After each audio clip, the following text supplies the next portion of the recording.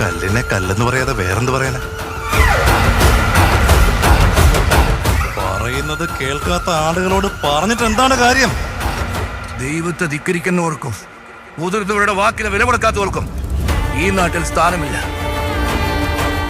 സത്യത്തിൽ ഈ കല്ല് കാട്ടിക്കൊണ്ട് കളഞ്ഞാൽ നിന്റെ ഭ്രാന്ത് മാറും.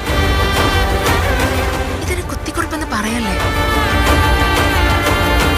ഇങ്ങനെ ഒരാൾ അങ്ങയുടെ നല്ല ഭക്തനാണെന്ന് പറഞ്ഞാൽ എങ്ങനെ വിശ്വസിക്കും? ദേവിയെ പോലെ ഞാനും ആ അവസരത്തിന് വേണ്ടി കാത്തിരിക്കുകയാണ്.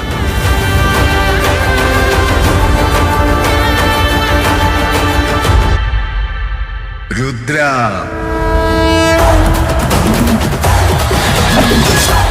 ആരാ നീ? ആ മുതിർന്നവരെക്കാൾ മുതിർന്നവൻ ഞാനാ. എന്നേക്കാൾ വലിയ ശിവഭക്തനോ ഈ സൃഷ്ടിയിലുണ്ടാവില്ല. എന്തൊക്കെയാ ഞാൻ കരുതിയിരുന്നത്? നീയും നിന്റെ ദൈവവും കൂട്ടുകള്ളന്മാർ തന്നെ.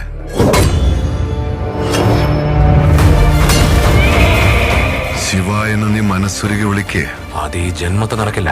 നീ അത്രയ്ക്ക് സാമർഥ്യശാലിയോ? അസ്ത്രവിദ്യയിൽ നിന്നേക്കാൾ കേമനുണ്ടെന്നറിഞ്ഞ് സഹിക്കാൻ കഴിയാതെ അവന്റെ തള്ളവിരൽ ഛേദിപ്പിച്ചത് നീയല്ലേ? പൊയ്ക്കോളൂ ഇവിടുന്ന്, വേഗം പൊയ്ക്കോ. ഇനി ഞാൻ നിന്നെ വിട്ടു പോവില്ല. ഇതെന്റെ വാക്ക്, തിന്നെന്റെ വാക്ക്.